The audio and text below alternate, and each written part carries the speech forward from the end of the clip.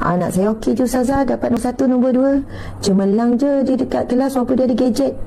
Yes, itu hari ini. Tahu-tahu anak kita yang termasuk, na'udzubillah, cikgu kata anak puan langsung tak jawab soalan. Dia betul, nampak dia macam study tak tidur malam. Masa tu kita nak convince apa dengan anak? Jadi tuan-puan, sahabat-sahabat, hari ini kita menghadapi krisis anak-anak kita tidak ada minat belajar, tak nak belajar dan rasa tak penting belajar, tak guna belajar, buang masa, buang duit, buang tenaga, stres-stres exam, stres-stres nak study. Allahu Akbar. Itulah krisis yang dihadapi oleh ibu bapa pada hari ini. Apabila anak-anak terpengaruh dan terdedah dengan media sosial tanpa kawalan. Kebanyakan anak-anak yang sebegini, anak-anak yang selalu terdedah dan selalu melihat ataupun addiction ataupun obses dengan influencer-influencer pempengaruh yang membawa kefahaman yang salah dan negatif ni. Tak penting pun SPM, tak penting pun pelajaran. Yang penting ada skill sekarang. Yang penting ada pengaruh. Yang penting kita boleh buat itu, boleh buat ni. Yang penting ada follower. Tuan-puan sekalian, bayangkan perkara ini semakin menular kerana pengaruh-pengaruh dan mereka meletakkan duit adalah segala-galanya. Mereka meletakkan bahawa kegembiraan dan kebahagiaan itu bersumberkan ramainya follower, dipuji, dipuja, diiktiraf, mempunyai duit. Itulah rendahnya nilai kebahagiaan dan kegembiraan. Manakala jalan belajar susah, perit, penat, ngantuk, kena marah lagi, perlukan duit, perlukan disiplin, ikut peraturan, kan kena buat assignment. Jalan tu penuh dengan kesusahan. Jalan ni pula boleh tidur ikut suka, bangun pukul berapa, tak ada jadual, tak kena marah, tak perlu study, tak perlu kena siapkan assignment. Tuan-puan sekalian, bayangkan betapa jauhnya perbezaan antara dua kehidupan ni. Dan untuk remaja, untuk anak muda, maka kehidupan yang tadi tu, yang gembira, yang senang, yang mudah, itulah kehidupan yang sangat dekat dengan jiwa remaja. So, ibu bapa kita perlu wake up, perlu berubah. Walaupun kita nampak anak kita masih okey je Ustazah, dapat nombor 1, nombor 2, cemerlang je dia dekat kelas walaupun dia ada gadget. Yes, itu hari ini. Tahu-tahu anak kita yang termasuk, na'udzubillah, cikgu kata anak puan langsung tak jawab soalan. Dia betul, nampak dia macam study tak tidur malam. Masa tu kita nak convince apa dengan anak? Dia tak ada niat pun, dia tak ada tujuan pun. Kita kata, kenapa tak study? Alah, malas. Study bukan penting. Nak ubah dia berfikir, nak ubah dia punya prinsip yang salah. It's not easy lah. Wahai ibu bapa, kalau betul sayang anak, kalau betul kita nak masa depan dia cerah, cemerlang, kenalah betul-betul mendidik dan kena sabar mendidik. Dan jangan mengambil ringan walaupun perkara kecil. Contoh, anak kecil kita menipu dan kita kata, alah budak lagi, biasalah. Jangan, bahaya sangat. Bila anak kita dengar biasalah, akhirnya dia jadi benda itu biasa bagi dia sampai dia besar. Subhanallah, kita pun ingat masa kecil-kecil, benda yang kita rasa tak salah pun, cara duduk salah pun kena marah, kena cubit. Cara berjalan kena cubit. Benda-benda yang daripada sedari kecil barulah tak membesar. Bila dah besar, baru kita nak handle agak terlambat sikit. Masya Allah. Jadi seolahnya tidak ada pilihan lain. Ibu bapa memang kena asingkan, kena usaha. Kalau anak masih skor rendah, belum terlambat untuk ambil semula gadget mereka. Walaupun dia akan memberontak, ibu bapa perlu bersedia dengan pemberontakan anak. Dia anak akan memberontak, nak telefon, dia akan ni. Ibu bapa kena banyak sabar dalam proses addiction anak itu hilang. Kena banyak luangkan masa, kena bawa pergi jalan, pergi buat taman. Mungkin gantikan dengan main badminton sama-sama, beli tempat pingpong, main pingpong sama-sama. Mungkin kena bawa anak pergi basikal, gantikan dengan aktiviti. Tapi beli yang murah-murah, beli dekat Shopee tu kan, ataupun beli kat online lah, kita kata ada yang murah. Tetapi memanah sangat mencegaskan otak. Memanah dia mendisiplinkan diri. Memanah dia boleh cergaskan tubuh badan.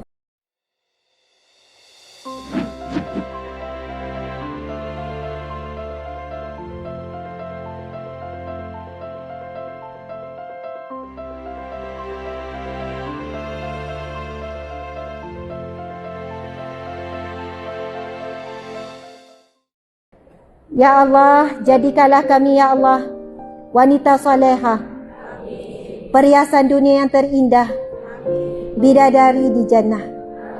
Ya Allah, jadikanlah kami berkumpul di syurga-Mu ya Allah, bersama dengan ibunda kami, Sayyidatina Khadijah, Sayyidatina Aisyah, Fatimah, Maryam, Asiyah dan semua penghulu wanita syurga ya Allah. Ya Allah, jadikanlah kami pejuang agama-Mu ya Allah. Jadikanlah kami pemimpin di dalam keluarga kami, yang membawa keluarga kami ke syurga-Mu dan melindungi keluarga daripada neraka-Mu ya Allah. Ya Allah, kami redha ya Allah. Kami dipilih oleh-Mu ya Allah menjadi asbab hidayah buat keluarga kami, menjadi asbab ilmu buat keluarga kami, menjadi asbab ke syurga buat keluarga kami ya Allah. Walaupun kami mengharapkan suami yang memimpin, suami yang ke depan, suami yang mengajak ya Allah, namun ya Allah, kami redha seandainya kami yang dipilih untuk mengajar, untuk memimpin, untuk mengingat, sentiasa membawa keluarga menuju kepada akhirat ya Allah. Amin ya rabbal alamin. Dalam kita duduk bertarung dengan hati kita, pelbagai ujian, pelbagai rasa sempit dada, macam-macam nak ujian ni pada wajah wanita ni, Allah datangkan kita seorang wanita yang luar biasa. Namanya Puan Nurul Shihah, yang mana ujiannya sangat berat. Kita tahu ramai hari ini yang ditimpa ujian sakit kanser, tetapi sakit kansernya telah meragut bahagian wanita yang paling disayangi. Kedua-dua bahagian, di bahagian atas dada dan juga ovari, iaitu bahagian rahim. Maksudnya tidak boleh lagi mengandung, tidak boleh lagi melahirkan anak. Puan dikurniakan Allah 4 orang anak. Masya Allah. Kanser nak sampai ke, maksudnya sekarang stage tu. Subhanallah, kita doakan dulu ya untuk Puan Nurul Shihah. Bismillahirrahmanirrahim. Allahumma salli ala Sayyidina Muhammad, tibbil qulubi wa dawaiha, wa afiyatil ajsadi wa shifaiha, wa nuril absari wa jilaiha. Allahumma yashfiha ya Allah Nurul Shihah ya Allah. Allahumma yashfiha shifaan ajilan ya Allah. Ya Allah, berilah kesembuhan yang sempurna khusus buat Nurul Shihah ya Allah. Dan berilah kesembuhan daripada segala penyakit buat seluruh yang hadir pada hari ini ya Allah. Ya Allah, berikanlah rawatan yang benar, perawat yang benar, kaedah yang benar. Ya Allah, berikanlah jalan-jalan yang benar untuk menemui kesembuhan ya Allah. Ya Allah, di kalangan kami ramai yang diuji dengan pelbagai sakit ya Allah, penyakit zahir dan penyakit batin ya Allah. Engkaulah yang memberikan segala ujian itu dan Engkaulah yang maha menyembuhkan ya Allah. Ya Syafi yang maha menyembuhkan ya Allah. Ya Allah, sembuhkanlah ya Allah sakit-sakit kami ini ya Allah. Dan kami redha ya Allah jika sakit ini ubatnya adalah kematian ya Allah. Kerana kematianlah yang memutuskan segala sakit, segala sedih, segala duka cita. Dan kematian juga memutuskan segala kelazatan dunia ya Allah. Kerana yang kekal hanyalah selepas kami mati ya Allah. Ya Allah, kurniakanlah kami kesihatan yang hakiki di akhirat kelak. Hati kami ya Allah, anggota badan kami selamat sejahtera daripada akhirat ya Allah. Ya Allah, ya Rahman ya Rahim. Raditu billahi rabba wa bil islami dina wa bi Muhammadin nabiyyan wa rasula. Ya Allah, kami redha bahawasanya Engkaulah Tuhan kami, dan kami redha segala ketetapan-Mu ya Allah. Dan kami redha ya Allah bahawa Nabi Muhammad itu pesuruh-Mu, dan kami redha bahawasanya ya Allah Islam adalah agama kami ya Allah, cara hidup kami ya Allah. Amin ya rabbal alamin. Subhanallah.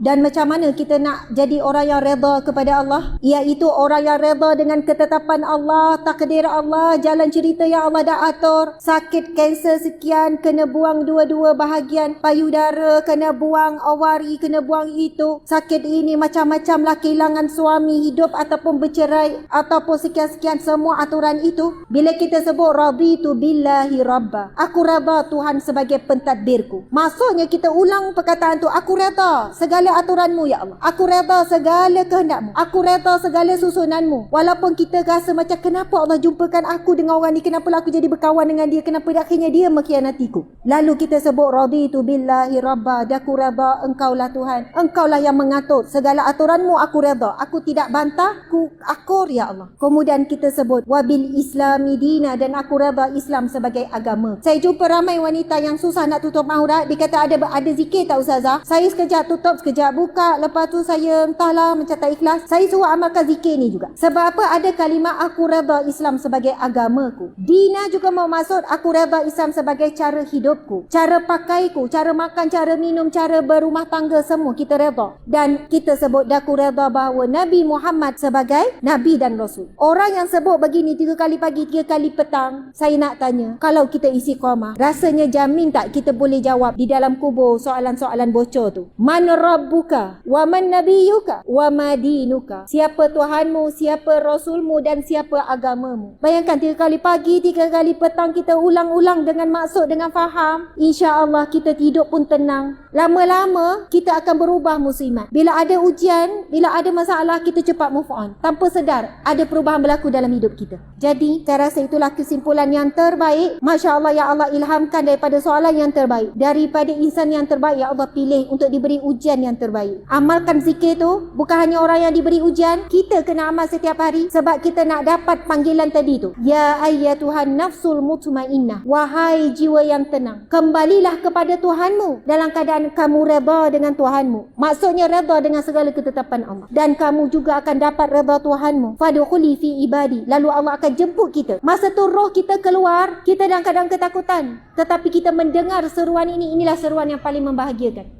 Masuklah, Allah seru roh kita masuk di kalangan hamba-hamba Allah yang soleh, dan masuklah ke dalam syurgaku. Subhanallah.